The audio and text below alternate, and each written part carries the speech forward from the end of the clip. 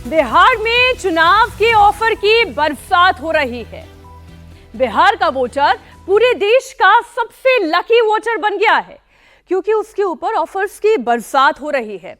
खाते में पैसा डालने से लेकर पेंशन की राशि बढ़ाने तक, मुफ्त बिजली से लेकर वेतन की बढ़ोतरी तक कुछ नहीं छोड़ा। ले देकर सरकारी नौकरी बची थी तो तेजस्वी यादव ने ये नया पासा फेंक दिया सरकारी नौकरी का। मतलब ये कि बिहार के 2,97,00,000 परिवार के एक व्यक्ति के पास कम से कम तय हो गया कि सरकारी नौकरी होगी। इस नौकरी का फॉर्मूला क्या है, किन परिवारों को नौकरी मिलेगी और क्या इस नौकरी में भी आरक्षण वाली कॉम्प्लिकेशन होगी या नहीं, तमाम डिटेल में रखूंगी आपके सामने। तेजस्वी यादव ने बिहार में हर घर एक सरकारी नौकरी का वादा कर दिया है। तेजस्वी यादव ने वादा किया कि अगर बिहार में उनकी सरकार बनती है तो सरकार बनने के 20 महीने के अंदर अंदर हर घर से एक व्यक्ति को सरकारी नौकरी दी जाएगी और इसके लिए कानून बनाया जाएगा। हालांकि इसके लिए तेजस्वी यादव ने एक टर्म एंड कंडीशन जरूर रखी है। अब टर्म एंड कंडीशन क्या है सर, अब वो मैं आपके सामने रख देती हूँ। अब हर परिवार के एक सदस्य को सरकारी नौकरी देने का वादा आज तेजस्वी यादव ने कर दिया, लेकिन यह फायदा उसी परिवार को मिलेगा जिसके घर में पहले से कोई व्यक्ति सरकारी नौकरी में नहीं हो, उसे ही ये बेनिफिट मिलेगा। और सरकार बनने के 20 महीने के अंदर अंदर ही कानून बनाकर सरकारी नौकरी दे दी जाएगी। आज तेजस्वी यादव ने ये चुनावी ऑफर बरसाते हुए क्या कहा, आप पहले वो सुने। बिहार के जिस भी परिवार के पास सरकारी नौकरी नहीं है, ऐसे हर परिवारों को एक नया अधिनियम बना करके अनिवार्य रूप से उन परिवार में नौकरी जो है दी जाएगी। यानी सरकार बनते ही 20 दिनों के अंदर अधिनियम बनाएंगे और 20 महीनों के अंदर जिस परिवार में भी सरकारी नौकरी नहीं है, तेजस्वी उस हर परिवार को एक सरकारी नौकरी दिलाने का काम करेगा। तेजस्वी यादव बिहार चुनाव में बेरोजगारी को सबसे बड़ा मुद्दा बनाना चाहते हैं। बिहार में सरकारी नौकरी का क्रेज बहुत ज्यादा है, इसलिए वो सरकारी नौकरी को ट्रम्प कार्ड की तरह इस्तेमाल कर रहे हैं।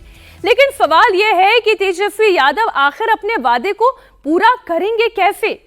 इसे समझने के लिए आइए आपको जरा बड़ी स्क्रीन पर ले चलती हूं और एक आंकड़ा दिखाती हूं। बिहार में हुए कास्ट सेंसस के मुताबिक, देखिए ये हमारा आंकड़ा नहीं है, ये बिहार के कास्ट सेंसस का आंकड़ा है, तो जरा वो आंकड़ा आप देख लीजिए। तो कास्ट सेंसस के मुताबिक कुल 2,97,00,000 परिवार हैं। अब बिहार में सरकारी नौकरी करने वालों की संख्या कितनी है, ये संख्या भी आपको बता दें।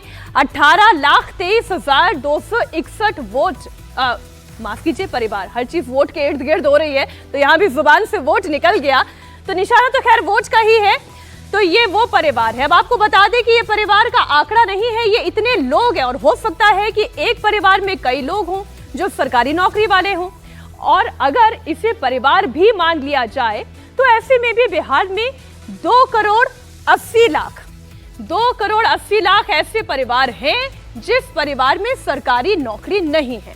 यानी तेजस्वी यादव को अपना वादा पूरा करने के लिए 2,80,00,000 लोगों को कम से कम सरकारी नौकरी तो देनी ही पड़ेगी। अब तेजस्वी यादव ये अच्छी तरह से जानते हैं कि बिहार में सरकारी नौकरी सबसे बड़ा कार्ड है।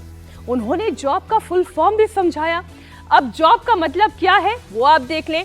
बकौल तेजस्वी यादव, जे का मतलब है जश्न, ओ का मतलब है ऑफ, बी का मतलब है बिहार। सरकार बनने पर बिहार की बेहतरी और विकास के जश्न के रूप में हर घर को सरकारी जॉब दी जाएगी। जॉब यानी जश्न बिहार, जश्न ऑफ बिहार। जो लोग भूजा पार्टी की तरह सिर्फ 1 या 2 या 3 आदमी नहीं, सिर्फ 1 या 2 या 3 पार्टी नहीं, बल्कि अब पूरा बिहार सरकार चलाएगा। समझिए, हर व्यक्ति, बिहार का हर परिवार में लोग सरकारी नौकरी होगा तो हमारे साथ साथ हर बिहार के लोग सरकार को चलाने का काम करेंगे। आपने तेजस्वी यादव को बड़ी गौर से सुना। तेजस्वी यादव हर घर एक नौकरी का, सरकारी नौकरी का टू बी प्रिसाइज, वादा कर रहे हैं। जिस परिवार में सरकारी नौकरी नहीं है उस परिवार के एक सदस्य को नौकरी देने का यह वादा है। अब सवाल तो आपके भी मन में उठ रहा होगा कि यह वादा पूरा होगा तो कैसे होगा, क्योंकि बिहार में 2,80,00,000 से ज्यादा लोगों को नौकरी देनी होगी। पिछला ग्राफिक मैंने आपको समझाया था। ऐसे में इतना फंड आएगा कहां से? अगर फंड का इंतजाम हो भी जाएगा तो क्या आरक्षण के नियमों का लागू किया जाएगा? तीसरा सवाल यह है कि ये सरकारी नौकरी संविदा पर होगी या फिर ये सरकारी नौकरी परमानेंट होगी। अगर परमानेंट नौकरी होगी तो फिर एजुकेशन का क्राइटेरिया क्या होगा, कितना पढ़ा लिखा होगा, कौन से ग्रेड की सरकारी नौकरी दी जाएगी, और फिर इसमें भी उम्र की सीमा क्या तय की जाएगी। ये सवाल मैं इसलिए पूछ रही हूं क्योंकि मसला यहाँ सरकारी नौकरी का है और सरकारी नौकरी में आरक्षण का प्रावधान है। अगर बिहार के हर ऐसे परिवार को सरकारी नौकरी देनी है तो फिर उसमें आरक्षण के नियम का पालन कैसे होगा? बिहार में अब तक जितने लोगों के पास सरकारी नौकरी है उसमें आरक्षण का भी क्राइटेरिया है, ओबीसी, एससी, एसटी, ईडब्ल्यूएस। तो इसके लिए क्या फॉर्मूला तय करके रखा है, क्या सोचा है, ये आज गेम प्लान नहीं बताया, बस गेम चेंजर एक जुमला है ये या वाकई में कोई बड़ी प्लानिंग है? खैर, बिहार में 28 दिनों के बाद वोटिंग है, लेकिन अभी तक किसी भी गठबंधन में सीट शेयरिंग को लेकर कोई समझौता नहीं हो पाया है। एनडीए में सीट शेयरिंग को लेकर घमासान मचा हुआ है और इस बीच एक बड़ी खबर दिल्ली से आ रही है। चिराग पासवान से मिलने नित्यानंद राय दोबारा उनके आवास पर पहुंचे। इससे पहले भी आज एक बार चिराग पासवान से मिलने के लिए नित्यानंद राय उनके घर पहुंचे थे, लेकिन उनकी चिराग पासवान से मुलाकात नहीं हो पाई। फिर से वो चिराग पासवान से मिलने के लिए उनके घर पहुंचे। पार्टी ने नित्यानंद राय को चिराग को मनाने के लिए भेजा है। नित्यानंद राय दावा जरूर कर रहे हैं कि चिराग पासवान सीट शेयरिंग को लेकर नाराज नहीं है। अगर नाराज नहीं है तो फिर ये बार बार फेरी क्यों लग रही है, और फेरी लग रही है तो फिर मुलाकात क्यों नहीं हो रही है?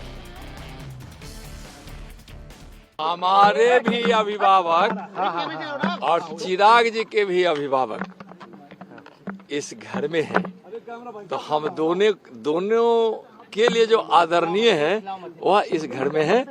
उनका आशीर्वाद लेने आए थे। मानेंगे चिराग नाराज बैठे हुए हैं।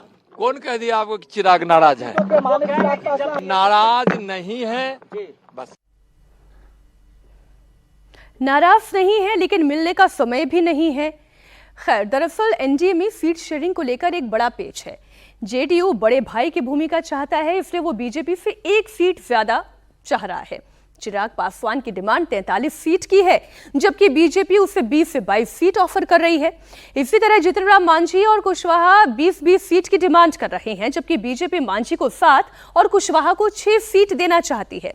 हालांकि जेडीयू का दावा है कि एनडीए में ऑल इज वेल है। सीट शेयरिंग को लेकर कहां पेच फंस रहा है, समय क्यों लग रहा है? देखिए, बैठक का जब इलेक्शन अनाउंस्ड है तो नेचुरली हर एक पॉलिटिकल पार्टी स्ट्रैटेजी बनाती है। सिर्फ टिकट ही फाइनल करना नहीं है, बहुत सी चीजें होती है ना, स्ट्रैटेजी टाइम तो हर कोई अपने, लेकिन मैं समझता हूं कि टिकट का बहुत जल्द 2-3 दिनों के अंदर सब कुछ फाइनल हो जाएगा। तो जीतन राम मांझी जी का भी बयान जो है वो सामने आया, नाराजगी कहीं ना कहीं उनमें दिख रही है। पॉलिटिकल पार्टी में एस्पिरेंट बहुत होते हैं, लोग बहुत रहते हैं। हर नेता को अपने जितने एस्पिरेंट हैं उनको भी सेटिस्फाइड करना रहता है, और हर कोई चाहता है कि हम ज्यादा से ज्यादा सीटें लड़ें। ये अलायंस का एक जिसको बोलते हैं प्रॉब्लम ऑफ ट्रक है, एक बेसिक प्रॉब्लम है, और उसमें अपने जो साथी हैं उनको भी सेटिस्फाइड करके गोलबंद करके रखना है। तो हर लोग उसी हिसाब से अपनी बात को रखता है लोगों के बीच में कि at least my leader is trying my best for me. तो हर परिस्थितियां को देखते हुए करते हैं, तो इसलिए कहीं कोई दिक्कत नहीं है। हम समझते हैं 1-2 दिन में सब कुछ ठीक हो जाए। आप लोगों के क्या मुद्दे रहेंगे बिहार के विकास के लिए? अगर आपको जनता दोबारा से चुनती है तो किस तरीके से और आगे बढ़ाएं? हमारा तो सिर्फ और सिर्फ डेवलपमेंट है। हमारा कोई कास्ट नहीं है, कोई हमारा रिलीजन नहीं रहता। हमारा बिहार का विकास 2.5 के ग्रोथ रेट पर माननीय नेता को यह बिहार मिला था। आज लगभग हम लोग डबल डिजिट में पिछले कई वर्षों से, मतलब पूरे हिंदुस्तान में सबसे ज्यादा विकास दर से बिहार आगे बढ़ रहा है। 46% लोग गरीबी रेखा के नीचे थे जब नीतीश जी को यह बिहार मिला था। जेडीयू और एनडीए के नेता गठबंधन में सीट शेयरिंग को लेकर ऑल इज वेल कह रहे हैं, लेकिन चिराग पासवान को लेकर पप्पू यादव ने बड़ा बयान दिया। पप्पू यादव का कहना है कि चिराग को अपनी ताकत का एहसास होना चाहिए। एनडीए तो हमेशा दलित अत्यंत पिछड़े का विरोधी रहा है और रहेगा। औकात दिखा के रखता है, डरा के रखता है, वीडियो पर रखता है। उसमें हम क्या करें सर? ना हम 3 में ना 13 में। चिराग जी यदि अपनी ताकत नहीं समझते हैं, हनुमान को अपनी ताकत को बताना पड़ता है। अब वो अपने तरीके से जीते हैं। रामविलास जी की तो बात है नहीं, उसमें हम क्या बोले? सीएम डिप्टी सीएम का कोई मुद्दा ही नहीं है। सबको अधिकार है अपनी बात करने का। दलित भी डिप्टी सीएम बनेंगे, ऊंची जात में भी डिप्टी सीएम बनेंगे, माइनॉरिटीज भी मांगने का अधिकार है। तो सबको अधिकार है, उसमें क्या दिक्कत है? सब मांगते हैं। लेकिन यहाँ सीएम और डिप्टी सीएम मुद्दा कहाँ? यहाँ मुद्दा है राहुल गांधी जी का विचार, अत्यंत पिछड़ी जाति के लिए हम क्या करना है, हमको एसटी एससी के लिए क्या करना है। अब पप्पू यादव ये बातें कह तो रहे हैं, लेकिन विचार करके देखें कि समस्या केवल एनडीए में ही नहीं, महागठबंधन में भी है। सीट शेयरिंग को लेकर घमासान वहां पर भी मचा हुआ है। अब महागठबंधन में पेच कहां है, जरा वो आप देख लें। एक एक करके सभी पार्टीज की हम बात कर लेते हैं। कांग्रेस पार्टी 78 सीट की डिमांड कर रही है, जबकि आरजेडी 48 से ज्यादा देने के लिए, 48 से ज्यादा देने के लिए वो तैयार नहीं है। लेकिन कहा यह जा रहा है कि 55 सीट पर दोनों के बीच में बात बन जाएगी। वहीं मुकेश सहनी की पार्टी डिप्टी सीएम और 30 सीटों की डिमांड कर रही है। आरजेडी 15 सीट देने पर तैयार है, लेकिन कहा यह जा रहा है कि 20 सीट और डिप्टी सीएम के पद पर बात बन जाएगी। तो बात आती है लेफ्ट पर। अब लेफ्ट की भी स्थिति देख लें। सरकार में शामिल होने हैं, 40 सीट चाहिए। आरजेडी कहती है कि 30 सीट दे सकते हैं। 35 सीट पर लगभग लग रहा है कि बात बन सकती है, लेकिन अनाउंसमेंट कब होगा उस पर एक बड़ा सा क्वेश्चन मार्क है। सीट बंटवारे को लेकर तो तैयारी चल रही है। धीरे धीरे समाधान हो रहे हैं ना, धीरे धीरे तो समाधान हो रहे हैं। ये गठबंधन है, गठबंधन की थोड़ा तो आपस में हम चर्चा करेंगे, हमारे जिम्मेवारी को हम बंटवारा करेंगे। कैसे क्या जाते हैं? नहीं ऐसा कुछ नहीं। दरअसल कांग्रेस के लिए सबसे बड़ी चुनौती उसका स्ट्राइक रेट है। 2020 में उन्हें 70 सीटें मिली थी, लेकिन केवल 19 जीत पाए, यानी कि 27.14% की स्ट्राइक रेट रही। इसलिए आरजेडी कह रही है कि 50 से 55 सीट कांग्रेस के लिए काफी है। सीटों के लिए उसके लिए अलग लोगों को जिम्मेदारी दी गई है, अब वो लोग बताएंगे। सर सीटों को लेकर सब कुछ ठीक चल रहा है? बिल्कुल ठीक होगा।